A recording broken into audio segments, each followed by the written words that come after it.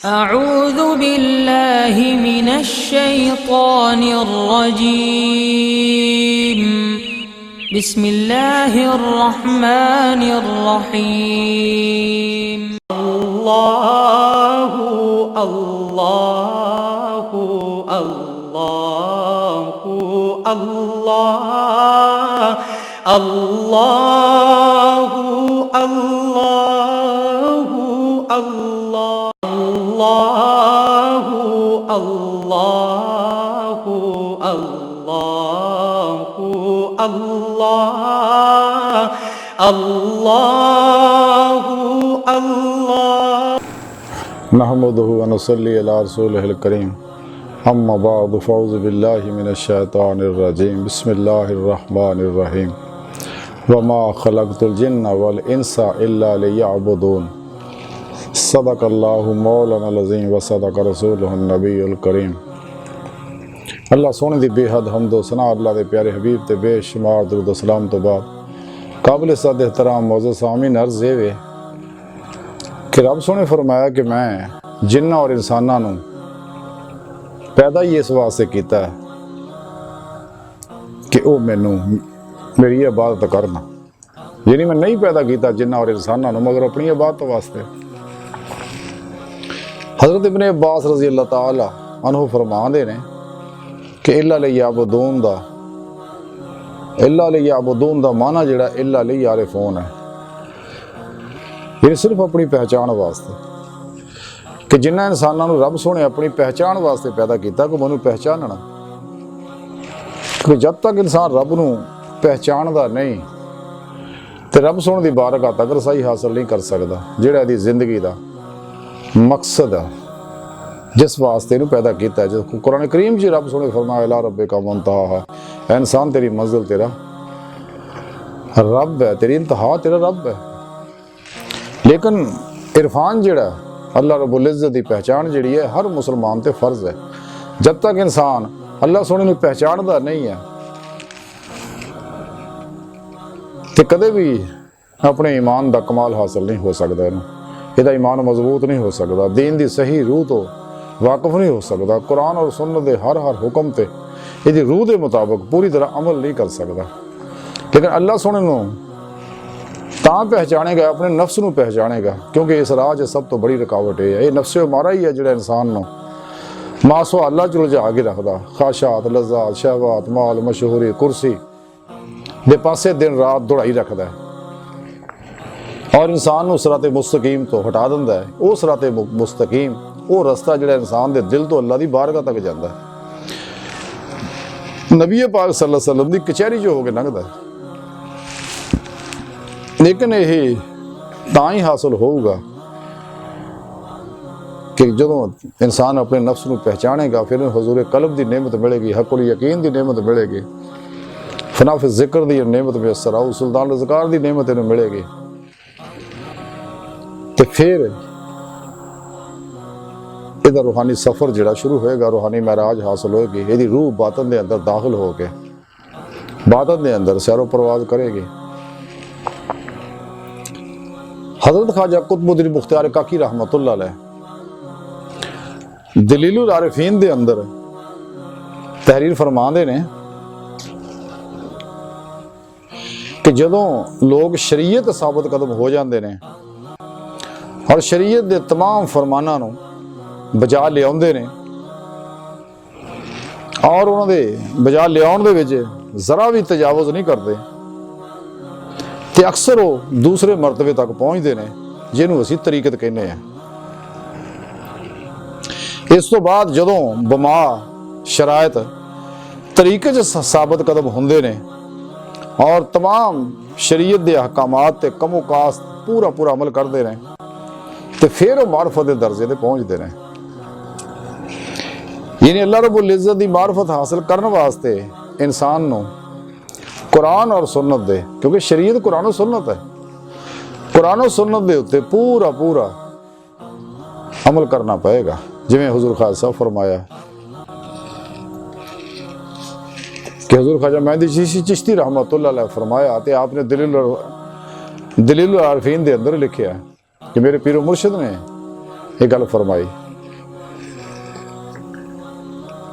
क्योंकि दलीलुल आरिफीन वो किताब है जिहड़ी हजूर शहनशाह हिंदुल वली हज़रत ख्वाजा मोइनुद्दीन चिश्ती के मलफूजात ने सारे, तो हजूर ख्वाजा कुतुबुद्दीन बख्तियार काकी रहमतुल्लाह जो भी है अपने शेख की जुबान चो सुनिया उन्होंने तहरीर करते रहे, वो मुसवदा तैयार होया, उसका नाम दलीलुल आरिफीन रखिया उन्होंने। ते नफाहतुल उन्स दे अंदर हज़रत मौलाना अब्दुर रहमान जामी रहमतुल्लाह लिखते हैं कि किसी ने अबू सुफियान दारानी रहमतुल्लाह अलैह नूं पूछया कि मार्फत की हकीकत की है, तो आपने जवाब फरमाया कि ये दोनों जहाना च तेरी मुराद सिर्फ एक तो सवा और कोई ना होवे। यानी मार्फत दी आप फरमाउंदे ने भी हकीकत यह है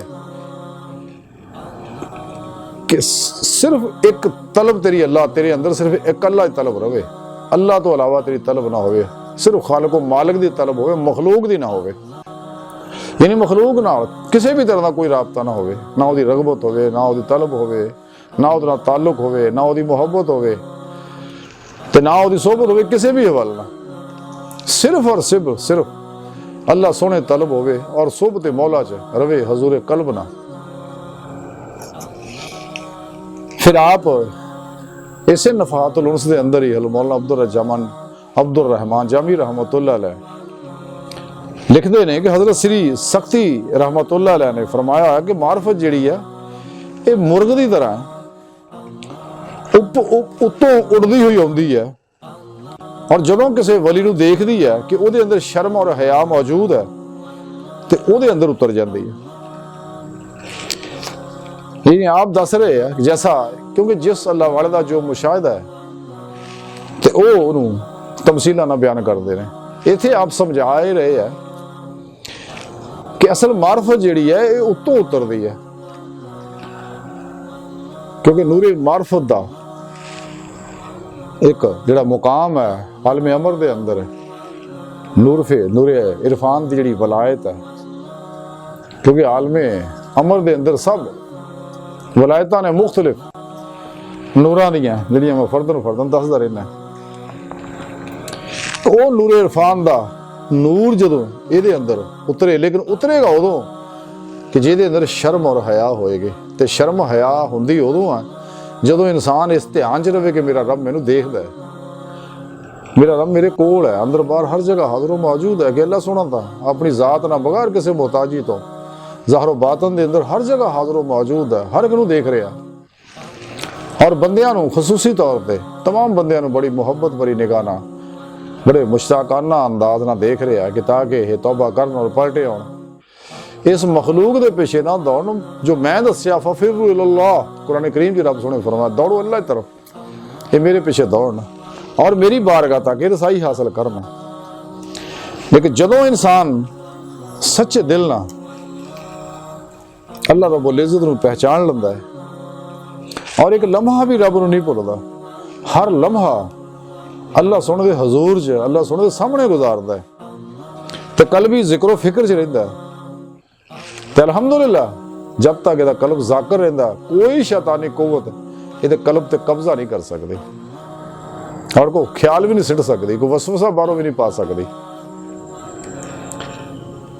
और जिवें इंसान कल्बी जिक्र करता है तो फिर फना दे फना फिर जिक्र दा सुल्तान अज़कार दियां नेमतां हासिल हुंदी है, इहदा कल्ब कुल्ली रब की तरफ मतवज्जो हो जाता है, तो फिर नफ्स मुतमइन्ना दी नेमत इनू हासिल हुंदी है, कुल यकीन दी नेमत हासिल हुंदी है।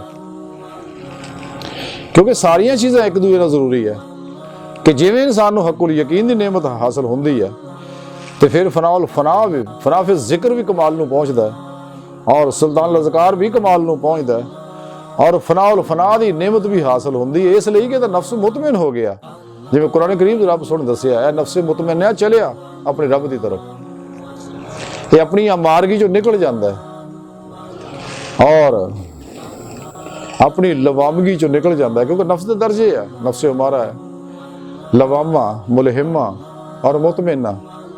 नफ्स हमारा तो वह है जो हर वेले दुनिया पिछे दौड़े रहिंदा, हर वेले, तो नफ्से लवामा वह है कि जिहड़ा कदे नेकी दे पासे जांदा कदे बदी दे पासे जांदा। ਤੇ ਨਫਸੇ ਮੁਲਹਿਮਾ ਉਹ ਹੈ ਜਿਹਨੂੰ ਇਲਹਾਮ ਕੀਤਾ ਜਾਂਦਾ। ਕਦੇ ਨੇਕ ਰੂਹਾਂ ਉਹਦੇ ਅੰਦਰ ਖਿਆਲ ਪਾਉਂਦੀਆਂ ਨੇ, ਔਰ ਕਦੇ ਫਰਿਸ਼ਤੇ ਅੱਲਾਹ ਸੁਣੇ ਦੇ ਹੁਕਮ ਨਾਲ ਉਹਦੇ ਅੰਦਰ ਖਿਆਲ ਪਾਉਂਦੇ ਨੇ, ਇਲਹਾਮ ਕਰਦੇ ਨੇ, ਉਹਨੂੰ ਰਹਿਨੁਮਾਈ ਕਰਦੇ ਉਹਦੀ। ਤੇ ਜਦੋਂ ਤਰੱਕੀ ਕਰ ਜਾਂਦਾ ਫਿਰ ਰੱਬ ਸੋਹਣਾ ਵੀ ਉਹਦੇ ਅੰਦਰ ਇਲਹਾਮ ਕਰਦਾ, ਜਿਹਨੂੰ ਅਸੀਂ ਰਹਿਮਾਨੀ ਇਲਹਾਮ ਆਨੇ ਆ। ਫਿਰ ਉਹ ਰਹਿਮਾਨੀ ਖਿਆਲ ਇਹਦੇ ਅੰਦਰ ਪੈਦਾ ਹੁੰਦੇ ਨੇ, ਜਿਹੜੇ ਇਹਨੂੰ ਕੁੱਲੀ ਰੱਬ ਦੀ ਤਰਫ ਲਾ ਦਿੰਦੇ ਨੇ। ਤੇ ਫਿਰ ਨਫਸ ਮੁਤਮਿਨਾ ਹੁੰਦਾ, ਫਿਰ ਉਹਨੂੰ ਉਸ ਨਫਸ ਨੂੰ ਰੱਬ ਸੁਣੇ ਆਖਿਆ ਨਫਸੇ ਮੁਤਮਿਨਾ ਚਲੇ ਆਪਣੇ ਰੱਬ ਦੀ ਤਰਫ। ਤੇ ਔਰ ਫਿਰ ਆਸ਼ਿਕ ਦੀ ਕੈਫੀਅਤ ਬਣ ਜਾਂਦੀ ਆ, ਕਿਉਂਕਿ ਉਹ ਅੱਲਾਹ ਰਬੁਲ ਇੱਜ਼ਤ ਆਸ਼ਿਕ ਹੁੰਦਾ, ਉਹਦਾ ਦਿਲ ਜਿਹੜਾ ਆਪਣੇ ਅੱਲਾਹ ਦੇ ਇਸ਼ਕ 'ਚ ਮੁਬਤਲਾ ਹੁੰਦਾ। ਇੱਕ ਵਕਤ ਆਉਂਦਾ ਇਸ਼ਕ 'ਚੋਂ ਵੀ ਨਿਕਲ ਜਾਂਦਾ, ਕਿਉਂਕਿ ਇੱਕ ਮੁਕਾਮ ਤੇ ਇਸ਼ਕ ਵੀ ਹਜਾਬ ਬਣ ਜਾਂਦਾ ਇਹਦੇ ਵਾਸਤੇ। ਤੇ ਔਰ ਕਾਇਨਾਤ ਦੇ ਅੰਦਰ ਦੂਸਰਿਆਂ ਦੇ ਬਾਰੇ ਔਰ ਆਪਣੇ ਬਾਰੇ ਜੋ ਤਬਦੀਲੀਆਂ ਹੁੰਦੀਆਂ, ਆਸ਼ਿਕ ਇਹਨਾਂ ਦੇ ਹੈਰਾਨ ਨਹੀਂ ਹੁੰਦਾ ਬਲਕਿ ਮੁਸਕਰਾਉਂਦਾ ਹੈ, ਕਿਉਂਕਿ ਉਹਨੂੰ ਪਤਾ ਹੈ ਕਿ ਜੋ ਕੁਝ ਹੋ ਰਿਹਾ ਅੱਲਾਹ ਦੀ ਤਰਫੋਂ। ਹਰ ਦੁੱਖ ਸੁੱਖ, ਅਮੀਰੀ ਗਰੀਬੀ, ਗਮੀ ਖੁਸ਼ੀ, ਬਿਮਾਰੀ, ਸਿਹਤ, ਅਰੂਜ ਨਜ਼ੂਲ ਸਭ ਰੱਬ ਦੀ ਤਰਫੋਂ। ਇਸ ਵਾਸਤੇ ਹਮਾ ਵਕਤ ਆਪਣੇ ਆਪ ਨੂੰ ਆਪਣੇ ਰੱਬ ਦੇ ਸਪੁਰਦ ਕਰ ਦਿੰਦਾ, ਆਪਣੇ ਮੌਲਾ 'ਚ ਹੀ ਮਹਿਬੂਬ ਮਸਤ ਰਹਿੰਦਾ। ਜਿਵੇਂ ਡਾਕਟਰ ਇਲਾਮਾ ਇਕਬਾਲ ਫਰਮਾਇਆ, ਦਰਵੇਜ ਖੁਦਾ ਮਸਤ ਸ਼ਰਕੀ ਹੈ ਨਾ ਗਰਬੀ।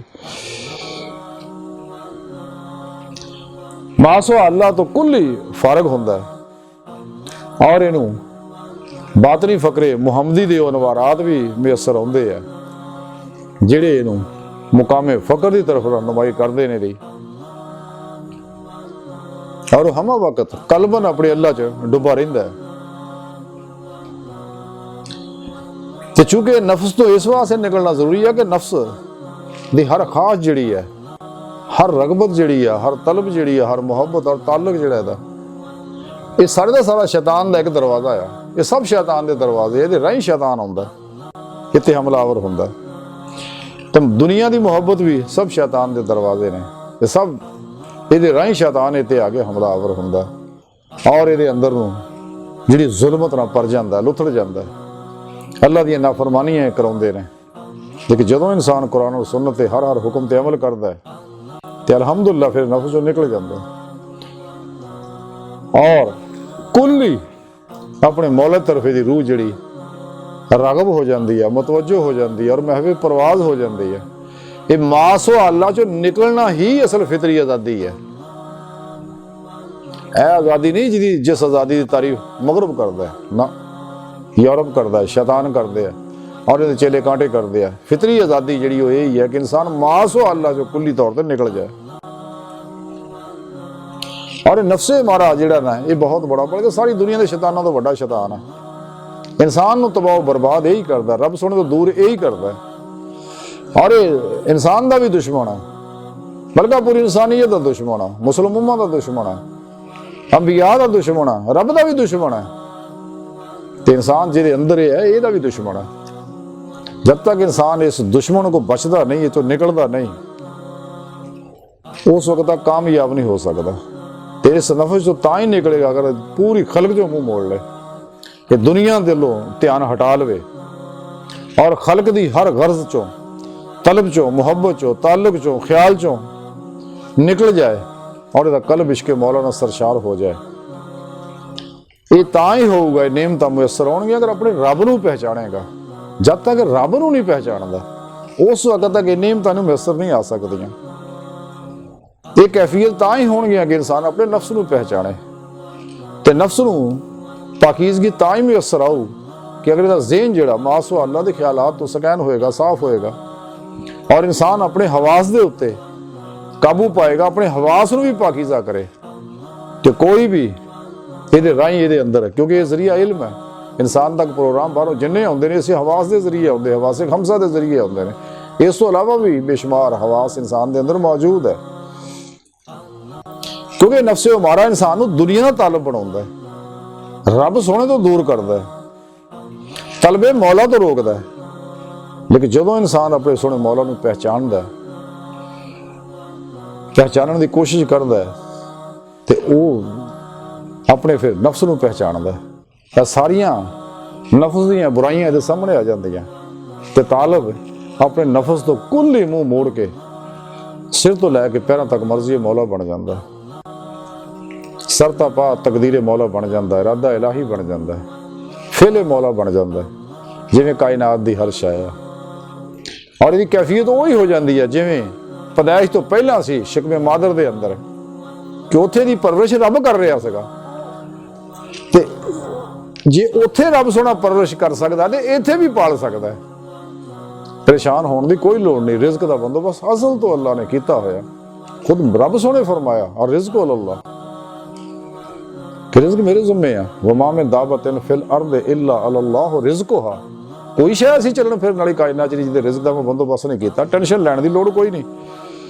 लेकिन अगर इंसान नफस के पिछे लगेगा और गलीज अगर हुई हुई अकल है, अकल तो दत्ती अल्लाह ने अपनी पहचान वास्ते है, कुरान सुन्नत नूं समझण वास्ते है, उत्ते अमल करने वास्ते है। लेकिन अगर अंदर नाफरमानियां ना दुनिया की तलब मुहब्बत रगबत ताल्लुक ख्यालां नाल अपने अंदर जुल्मत पैदा कर ली, जुल्माती लहरां बहुत ज्यादा हो गई ने, तो फिर ये जिहड़ी अकल इहदे नाल लुथड़ गई जदों, तो ਉਹਦੇ बारे डॉक्टर इलामा इकबाल ने फरमाया, तां ही इलामा इकबाल ने फरमाया सी अकल यार 100 बेस बदल लेती है, इश्क बेचारा मुल्ला ना काजी ना हकीम, गुजर जा अकल से आगे के ये नूर, चिरागे राह है मंजिल नहीं है।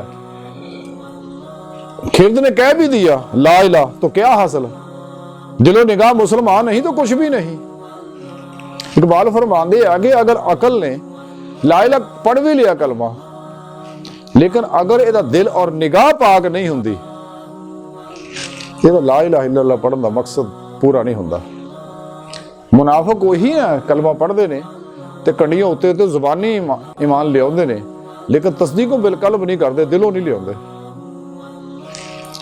इसलिए ये लोग जिहड़े ने रब तो दूर है, ये असली बदबख्त रोजे रस दियां रूहां ने, कि जिन्हां दे कोल कुरान भी मौजूद है, अहदीस का एडा बड़ा नूरानी खजाना भी मौजूद है, और उलमाए हक भी सही उलकीदा जिन्हें जिंदा दिल उलमा मुतकी है ने, ते उन्हां तो भी दूर है, सच्चे सूफियां तो भी, सच्चे अल्लाह वालियां तो भी दूर है। वो अलग बात है, 2 नंबर भी हैगे ने सूफी, नशेबाज, ढोल ढमके वाले, नाच गाने वाले, धमालां वाले, ते जिहड़े शरीयत नूं समझदे कुछ नहीं और अहनीयत दे कायल है जी। और एक गुमराह लोग जिहड़े ने, इन्हां नूं इसे वास्ते रूह सही दीन दी हासिल नहीं, अल्लाह सुने ने ना पहचानिया नहीं, सही तरह पहचानना चाहते भी नहीं है, इसलिए कि यह नफ्सो शैतान और दुनिया के बंदे ने, बंदियां दे बंदे ने, अल्लाह दे बंदे नहीं है। इसलिए इन्हां नूं ये चीज समझ नहीं आ रही। और इन लोगों के जिन्ने भी ये सारे प्रोग्राम है, मामूलात है, जिवें डॉक्टर इलामा मोहम्मद इकबाल रहमतुल्लाह अलैह फरमाते हैं कि ये जिक्र नीम शबी, ये मुराकबे, ये सरूर तेरी खुदी के निगहबान नहीं तो कुछ भी नहीं। ये सारे जेड़े तू प्रोग्राम करता फिरदा है, अगर तेरी खुदी की निगरानी नहीं कर सकते तो, और तेरे अंदर निगरानी का जौहर पैदा नहीं करते कि तू अपने हवास से निगरानी करें, अपने ज़हन से निगरानी हासिल करें और निगरानी रखें, अपने कल्ब के मासवाला के ख्यालों तो बचाए यदि कड़ी निगरानी रखें, उस वक्त तक वो हकीकत समझ नहीं आ सकते, ना ही सोने रब नूं ये पहचान सकता है। क्योंकि इंसान की जिंदगी के प्रयास का तो मकसद ये है कि इंसान अपने रब नूं पहचाने, अपने रब दे इश्क की नेमत नूं हासिल करे और अपने रब की बारगाह तक रसाई हासिल करे। अज की सारी गुफ्तगू का खुलासा यही है कि सानू चाहिए कि अपने रब सोने के इस प्रोग्राम को समझिए, इस हुक्म को समझिए और रब सोने के हुक्म के मुताबिक अपने रब को पहचानिए जिवें पहचानने का हक है। और वो तरीका कुरान करीम च दसिया होया, उलमाए हक दसदे आए ने, अल्लाह वाले दसदे ने, उहदे मुताबिक इंसान अपने रब को पहचाने।